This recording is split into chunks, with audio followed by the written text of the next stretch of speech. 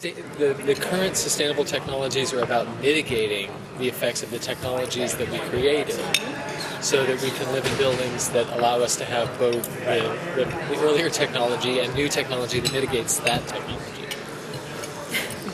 Yeah, but you lose some, you gain some. And then I like when you said that it's not a this will kill that moment. It just, to me, it feels like there's always been modes of communication that are emerging and some that died, and that's part of life, that it includes that death pattern. Like, maybe we're all ADD, or at least our kids are. But it's not, like, the way I look at it is like what we have right now, it means we also lost something from before. You know, like where I grew up, the neighbor across the street who just plants his artichoke in season and plants his asparagus in season, and he goes down to the sea, and I used to see him early morning on the beach, and he'd look at the surface of the water, and he'd say, look over there. And just from the way the surface of the water bubbled, he would say, oh, these are dorade, or these are tuna, you know. And he could tell, like, exactly from reading the surface of the water. I mean, that's a level of reading that we don't have access to anymore. That's. On the other hand, as I drive into work, I have my iPhone. Yeah, he can't do that. He can't do that at all. It's in my office. I say, how are things at the office? Is this a dangerous day? Or, should I go back home?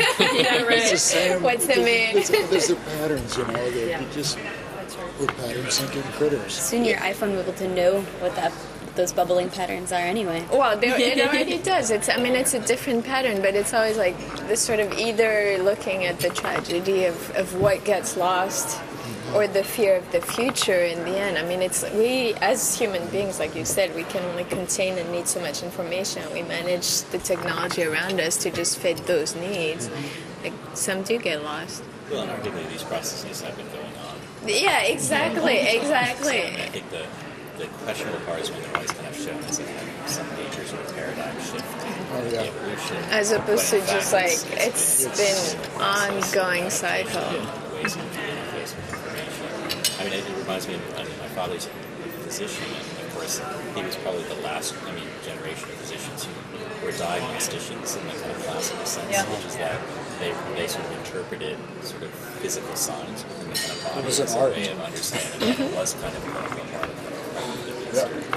you had to carry it around in your manual, and it was kind of based on long experience, where that's kind of completely supplanted by sort of sensing and by different sort of ways of imaging the body, which essentially eradicate the need for that as a kind of practice. And I think we're always kind of faced with those kinds of moments where one thing sort of appears to be supplant something else, although presumably now there's another whole part which has to do with the kind of interpretation of imaging, right, in ways that aren't kind of available before. But it's a dilemma that we play out even in the drawings. We're always asked about the drawings, and the drawings are a way of simultaneously keeping in balance new digital modes of representation, right, using the kind of computer to generate imagery, but at the same time using hand, because we rework the images kind of manually.